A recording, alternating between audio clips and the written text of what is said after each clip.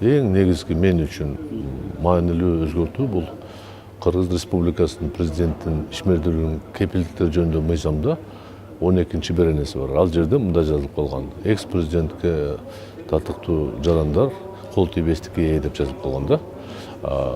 Абсолюттук кол тийбестикке. Ушул норма 2006 жылы Конституцияда 2006 жылга чейин Конституцияда болчу эле. Биз алып таштаганбыз. Ошондон бери бирок мыйзамда калып кетти да. Өткөн жылда мындай теорияда экс-президентти жоопко тартуу боюнча сөз болгондо, ошондо тергөө органдары айтып койгондо, ушундай мыйзамда тоскоолдук бар экен. Ошого байланыштуу биз өткөн жылы сунушту Курманкул Токтуралиевич экөөбүз сунуш бердик. Ошол жерде эң негизги өзгөртүү биз ушул беренени жокко чыгарган сунуш бердик да. Ал эми талкуу болгондон кийин концепцияны биринчи окууда кабыл алып, экинчи окууга эми мыйзам чегинде депутаттар сунуштарын бергенде көпчүлүк добуш менен биздин сунуштун ордуна башка сунуш өттү да. Ал жерде экс-президентти жоопко тартыш үчүн иштеп жаткан президенттин жоопко тартылыш тартибини бекитип коюшту да. Барабар кылып койду да. Демек экс-президенттин кол тийбестиги ошо президенттин кол тийбестиги менен тең болуп калды да. Фактически ушул нерседен менин көз карашым боюнча бул принципиалдуу туура эмес чечим болуп атат. Но бирок буга да негиз бар. Күздө, өткөн жылдын күз айында, октябрь айында Конституциялык палата чечим кабыл алган болчу да. Бир адвокаттын кайрылуусу боюнча ушул аталган мыйзамдын 12 беренеси Конституцияга дал келеби, дал келбейби дегенде, дал келбейт. Бирок экс-президентке өзгөчө жоопко тартыш процедура болуш керек. Мисал катары иштеп жаткан президент менен тең кылып коюш керек деген сунушту эми Конституциялык палатанын чечими аткарууга баары милдеттүү. Ошондуктан депутаттар ошого таянып сунушту берди. Көпчүлүк колдоп койду. Бирок жеке менин пикирим боюнча Конституциялык палата өзүнүн ыйгарым укуктарын ашып чыкты. Туура эмес чечим деп эсептейм. Бир гана нерсе мен каршылык көрсөтө алам, мен каршы добуш бердим да. Ушундай кызыктай ситуация болуп калды. Өзүм берген мыйзам долбооруна мен каршы пикир бергеним. Бир гана ошол беренесине каршы. Мындай болгондо кандай болуп калат? Эми азыр мындай болуп калат, эгер мыйзам кабылданса, кабылданат. Ошондо ким гана экс-президент болсо, президент кызматын аткарып аткан мезгилдеги кылмыштар үчүн өзгөчө процедура менен жоопко тартылат да. Бул жогорку кеңештин 3төн 1 сунуштаса, башкы прокурор колдосо, анан көпчүлүк депутаттар макулдук берсе, кийин 3төн 2 добуш менен экс-президент деген наамдан ажыратылат да. Ошондой жол жобосу бар да, бекитилет да. Бул чындап айтканда иштеп жаткан президент менен тең кылып коюшту.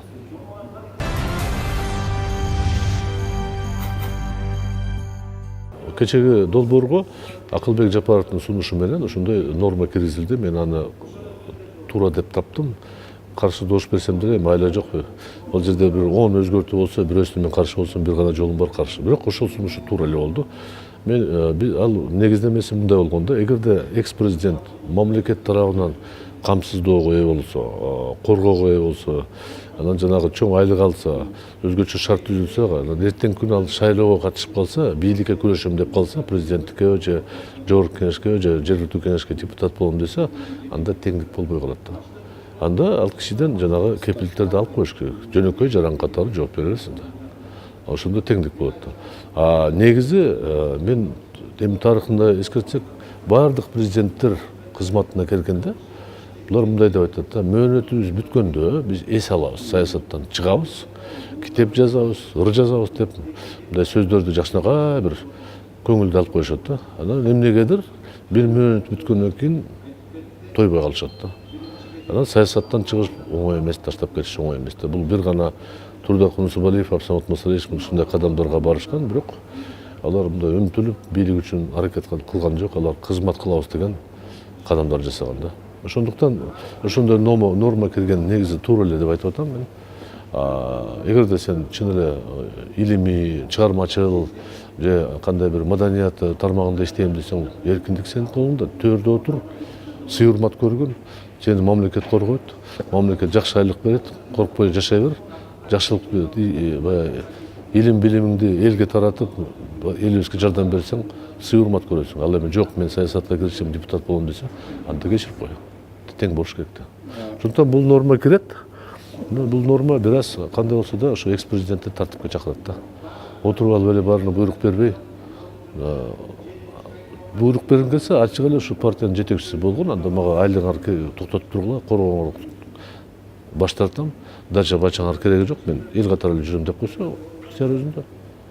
Бул жерде мындай милдеттүү деген сөз жок, ыктыяр өзүндө. Кааласа барат, каалабаса барбайт да. Бирок теңдик деген принцип бар да. Мисалы үчүн айрым категория жарандар бар, шайлоого барганда алар кызматын, жетекчи кызматын тапшырыш керек деген талап бар да. Экс президент бүгүнкү статусу боюнча бул ошо жетекчи кызматтан кем эмес да.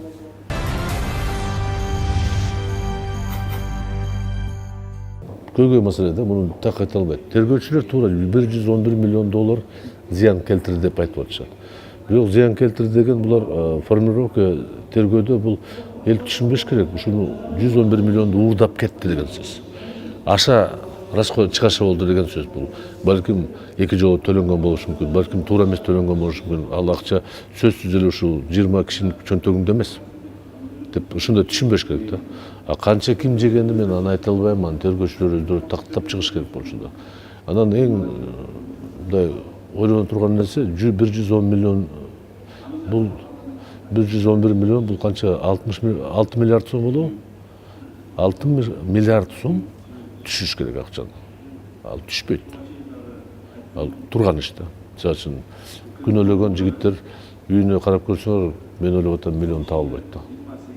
Үйлөрүнө кошсоңор да эчтеке таба албайт. Ошондуктан тергөө органдары ушунча айткандан кийин соттун чечимин күтүш керек. Эгерде сотто далилденип күнөөсү мойнуна коюлуп өкүм чыкса, анда күнөөлүү деп эсептеш керек. Ага чейин булар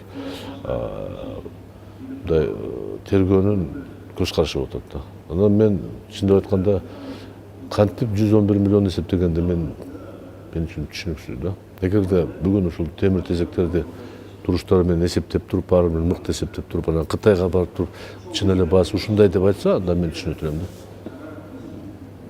Мен андай кабарым жок да. Бүгүн деле булар тергөө жүрүп атат деп жалпы маалымат эле айтып атат. Анан кийин тергөө жана камалган жигиттерибиз, адамдарыбыз чын эле сурак кылбайт, тигиндей кылбайт деген арыздар бир топ түшкөн. Мен 2 жолу барып Кулматовдон, Сатыбалдиевден, Осмон Артыкбаевден кабар алгам, 2 жолу жолукканмын. Алар деле мага ушуну айткан, эмне үчүн тергөө жүрсүн, анда сурасын да. Очный ставка кылсын. Эмне 6 айдан бери отурабыз, 2 жолу сурак болду деп. Ошондуктан мен ойлоп атам, бул жерде тергөө бүгүнкү күндө оңой болгон эмес да. Анан кантип очный ставка кылып, ким кандай күнөөлүү деп. Суроо көп да, мисалы үчүн ошол эле Жантөре Сатыбалдиев, ошол эле Кулматов долбоор иштеп аткан мезгилде жетекчи кызматта отурушкан, ал эми ишке ашып атканда алар кызматта иштеген эмес да. Демек жана чыгашаларга жооп бере албайт эч качан. Божомолго келечекте зыян келтирет деп эгер аныктаса, анда башка кеп да. Ушул проект туура эмес, мектеп мындай турбайт, баасы мындай болбойт деп айтса, анда мен түшүнөт элем да.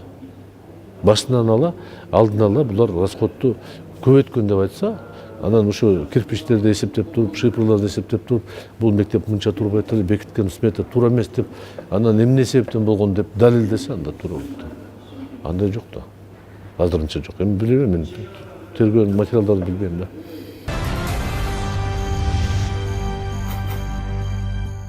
Бул жерде бир гана жолубуз бар. Эгерде биз саясий куугунтук деген түшүнүктү бар деп айтсак, анда президент, Жогорку кеңеш, коргоо органдары биз чоң мамлекеттик комиссия түзүп, ушул 20-30 иштерди карап чыгып, бир жыйынтыкка келсек, мына ушул иштерде саясий куугунтуктун белгилери болуп турат.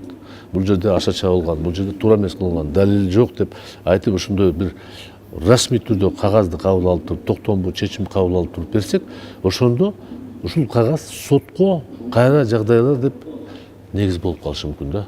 Анан жөн эле сотко сен бошот деп айтканы туура эмес да. Бул бир гана учурда болот. Мен мисалда айтып кетейин, 2005-жылы бийлик алмашканда Феликс Куловду жаңы жерден камактан алып келип, жана Тоошбек Турбунаевди баарын алып келип, жогорку сотко барып, жаңы жагдайлар ачылган деп себеп менен кайра акталган да. 2010-жылы так ушундай болду. Бир топ саясатчылар жаңы жагдайлар ачылды деп соттун чечими менен бошоткон. Ошондуктан бул азыр бизде 20га жакын жарандарыбыз ушундай саясий куугунтук деп биз айтып атабыз го.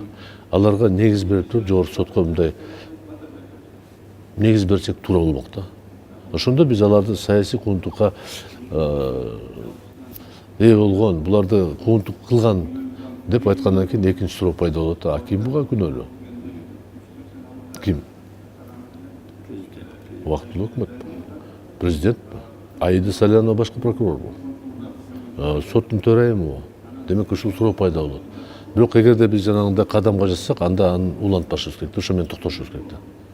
Күнөөлүүнү издебеш керек да. Анда акталган кишилер деле тергөөчүгө доомат кылбаш керек да. Баары баш тартыш керек. Бул баягы айкөлдүктүн кандай деп айтсак, ырайым кылуунун, мунапыстыгын, айкөлдүктүн бир белгиси болуш керек да. Биз бир кадам алдын жасайт мамлекет. Силер де ошо баягы ачууңарды тараткыла. Болгон иш болду. Кечирдик деген болуш керек да. Эгер андай болсо, жок, сен мени бошоткун, а мен мунун түйүнө жетем десе, анда бир аз башкача болот да.